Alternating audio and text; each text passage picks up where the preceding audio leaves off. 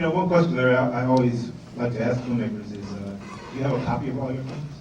Yeah, I have a 35mm print of all my pictures, sometimes 2 prints. I got them made right away at the lab before I turned the pictures over to the studios. I didn't want to go back and ask the studios if they could have a print. Usually there's some jerky lawyer who decides to give you some reason why you can't have a print of your own movie, so I never took that chance. Okay, well, before you got to the movies, though, I want to stick a little bit with your TV work, because it strikes me now, in retrospect, as kind of visionary and influential. I think you can see the roots of the Defenders in a show like Law and Order. You can see the roots of you can see the Invaders in the roots of a show like The X-Files.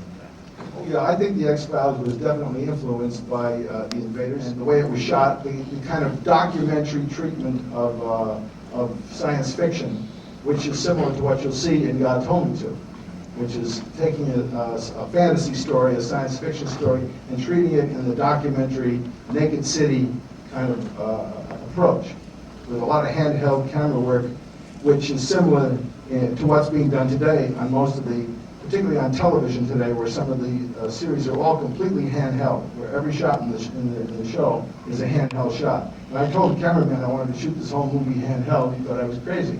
But I said, I want this to feel like a documentary, and that will give it a new style, doing something that is bigger than life science fiction, and giving it the style of a real hard, gritty New York crime drama. I just started to make the picture without any backing at all.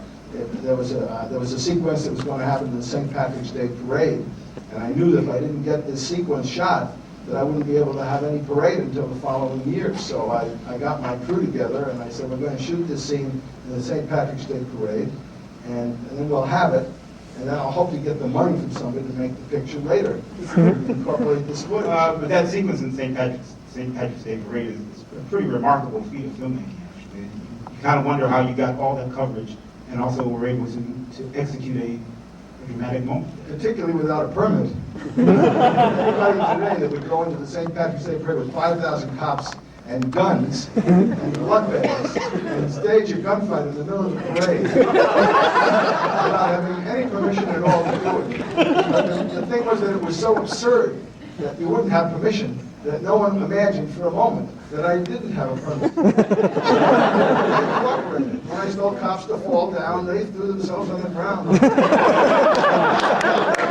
They were flying all over the place, and it was pretty unbelievable. And then when we got finished, I needed some more footage, so actually we called up Irish-American organizations in Los Angeles and told them we wanted to restage the St. Patrick's Day parade in downtown LA. Well, these Irish organizations, they only get to march once a year, if that, so they were so happy that they were going to get to relive St. Patrick's Day again. So they showed up in Buffalo, with musical instruments and full regalia, and free of charge, they restaged this portion of the St. Patrick's Parade in downtown LA, and we intercut the things, and that's how we got the sequence. And my interest in these movies, and It's Alive, and this one too in particular, are the characters, the people, and the emotional journey that they take.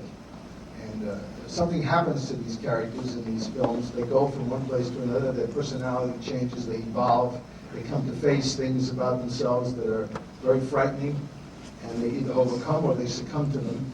And the husband and wife in It's Alive, I thought those were two very, very fine performances. And I gave the actors something to work with, and they ran with it, and they did a great job. And in this picture, you'll see Tony LoBianco and Sandy Dennis and the others. They really rise up to the level of the material, and the special effects and the monsters and all that stuff is always secondary in my films to the character. Today, of course, everything is digital, and how much production value can you get on the screen, and how much effects you can get on the screen. And my opinion is, no matter how great the monsters are and how great the creatures are, after you've seen them for 5 minutes, you stop being afraid of them, and you just start looking at how technically well done it is, and it kind of takes you out of the movie. Rather than being submerged in the movie, you're just looking at how well everything was put together and how seamlessly it's been created. And that's what the movie's all about, rather than being about the emergence of character or the emotional aspect of the picture. My films are all operating on an emotional level. Now, if they have a message that goes with it, that certainly comes out of what the characters end up doing.